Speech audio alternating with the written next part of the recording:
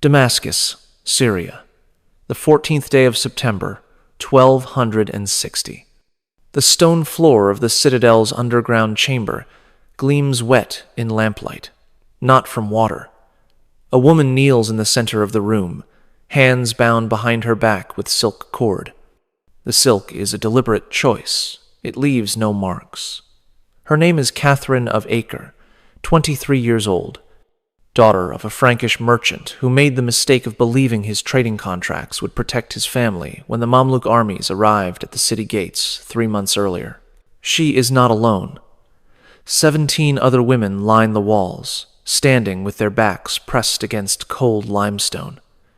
They range in age from 14 to 42, all Christian, all captured during the same campaign, all waiting to discover which of the 3 doors in this chamber they will be taken through.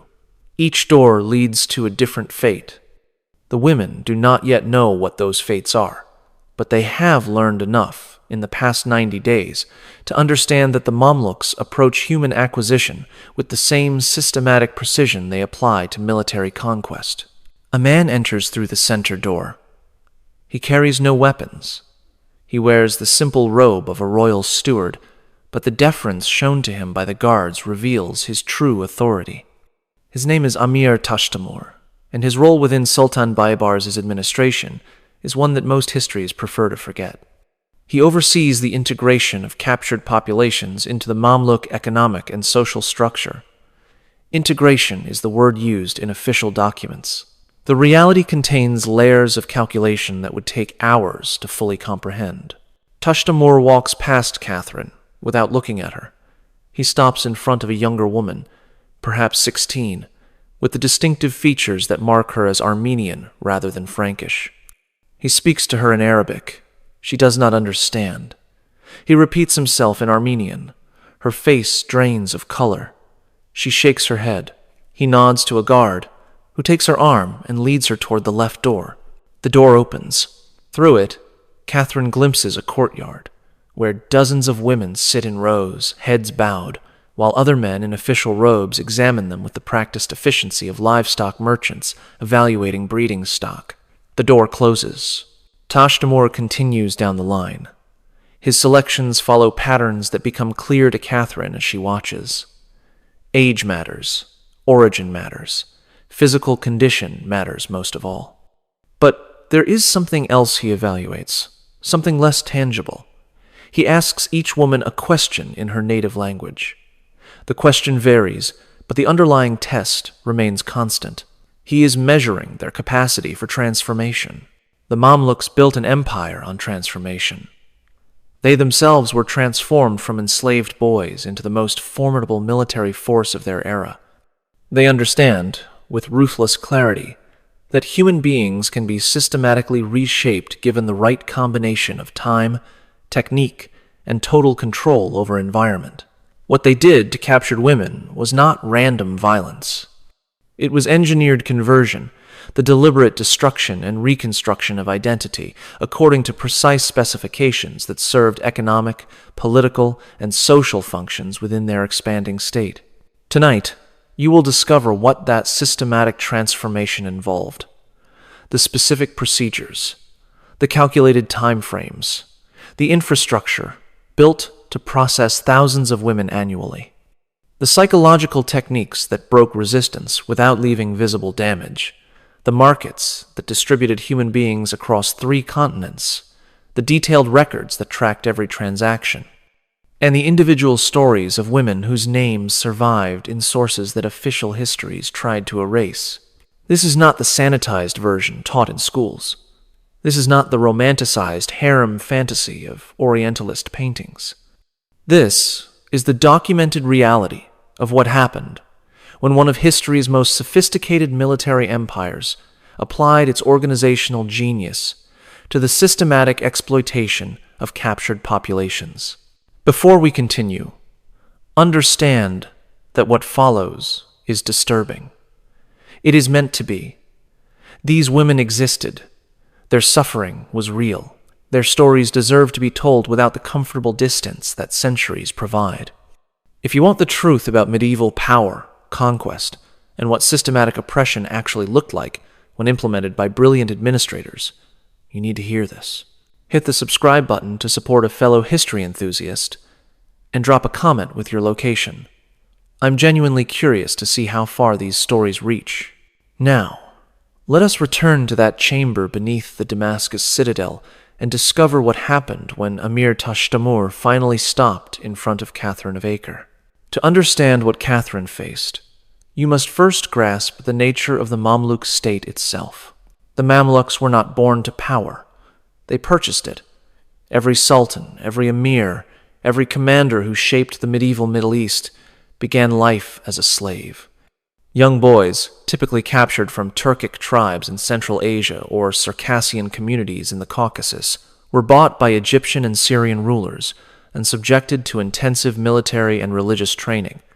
By their 20s, these former slaves had become elite warriors. By their 30s, many held positions of command, and when the Ayyubid dynasty collapsed in 1250, it was a Mamluk who seized the throne. This created a paradox at the heart of their society. The ruling class consisted entirely of men who had been enslaved, trained, and transformed into something new. They viewed transformation through bondage not as atrocity, but as proven methodology. If boys could be systematically converted into warriors, then surely captured populations could be systematically converted into whatever the state required. And the state required much. The Mamluk Sultanate, at its height, controlled Egypt, Syria, Palestine, and Western Arabia.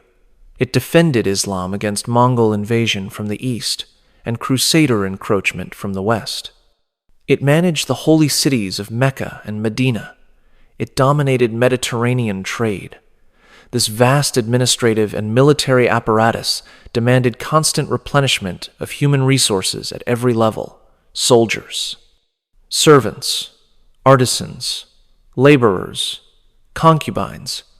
The systematic acquisition and processing of captured peoples became as essential to Mamluk survival as tax collection or grain storage. The infrastructure they built to manage this would impress modern logisticians. Damascus alone contained 7 major processing centers by the late 13th century. These were not prisons. They were transformation facilities, each designed for specific categories of captives.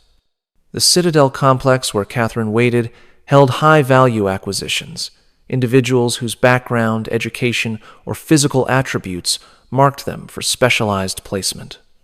Other facilities handled volume processing, converting thousands of war captives into the labor force that built roads, maintained irrigation, and staffed the growing cities.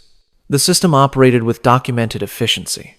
Contemporary sources describe standardized procedures, medical examination within 24 hours of arrival, classification based on age, origin, physical condition, and assessed capability, assignment to transformation track, initial processing period of 60 to 90 days, final placement.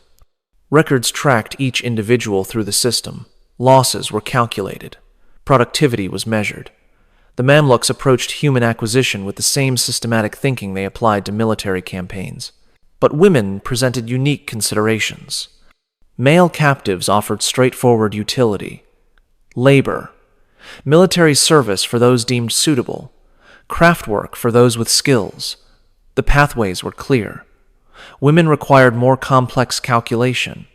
Their value derived from multiple functions simultaneously: reproductive capacity, domestic service, status signaling, economic exchange, and something else.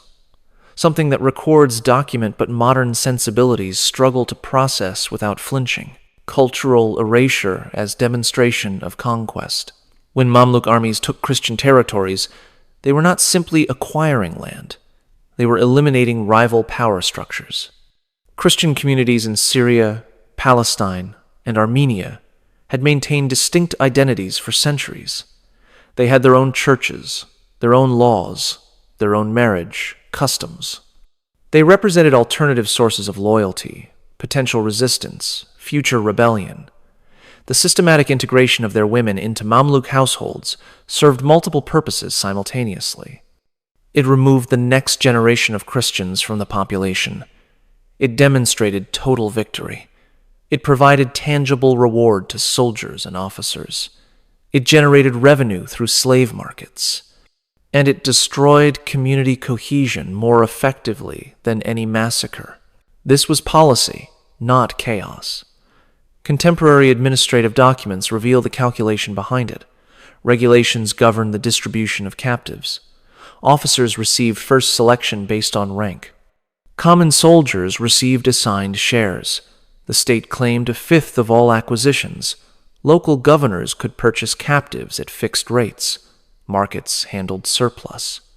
The entire system operated under legal frameworks derived from interpretations of Islamic law regarding prisoners of war and slavery. The women caught in this system faced transformation procedures, refined over decades of practice.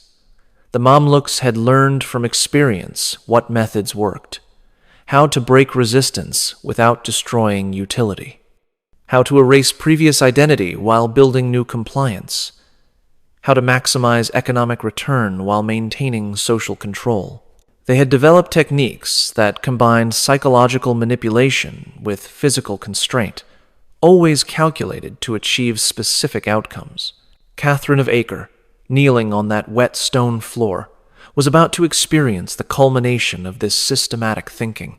When Emir Tashtamor stopped in front of Catherine, he asked his question in Frankish French. His accent was perfect. This detail matters. The Mamluks did not merely conquer, they studied. They learned the languages of their enemies. They understood Christian social structures well enough to exploit them. "Can you read?" he asked. Catherine hesitated. In that moment of hesitation, she made a decision that would determine everything that followed.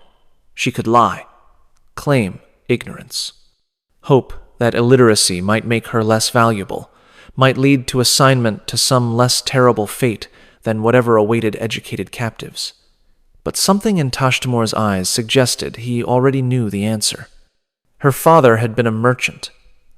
Merchants taught their children to read. Lying would only demonstrate that she lacked judgment. "Yes," she said. "French and Latin, some Arabic." Tashtamor's expression did not change, but something shifted in his posture. He gestured to a guard, who brought a wooden tablet covered in wax. On it, someone had written a sentence in Arabic script. Tashtamor held it toward Catherine. "Read this," he commanded. She studied the words. The script was formal, classical, a line from religious poetry. She read it aloud, slowly, her pronunciation uncertain but comprehensible. Tashtamor took the tablet back. He made a mark on the parchment he carried. Then he moved to the next woman without another word. Catherine did not know it yet, but she had just been selected for the right door. Not the left, which led to the processing courtyard and eventual distribution to military households as domestic servants. Not the center, which led to immediate sale in the Damascus slave market. The right door led to something else entirely, a transformation track reserved for a specific category of captive. Women who possessed education, linguistic ability, or other skills that made them suitable for placement in administrative households.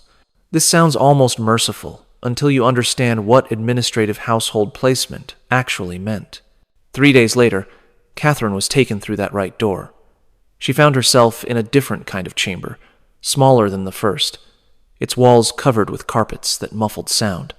5 other women waited there, all selected by the same criteria, all educated, all multilingual, all young enough to be malleable. An older woman entered. Her name was Sophia, and she had once been exactly where Catherine now stood. 20 years earlier, she had been captured during a raid on Armenian territory. She had been processed through the same system. She had survived the same transformation. Now she served as instructor for new acquisitions, deemed suitable for specialized placement. What Sophia taught over the next 60 days was systematic erasure paired with systematic reconstruction. The first week focused on language, not learning Arabic, though that continued. Rather, forgetting how to speak in ways that signaled Christian identity. Certain phrases had to be eliminated from their vocabulary. References to Christian prayer, appeals to saints, even the casual invocations that Christians used without thinking. God willing was acceptable. Christ preserve us was not.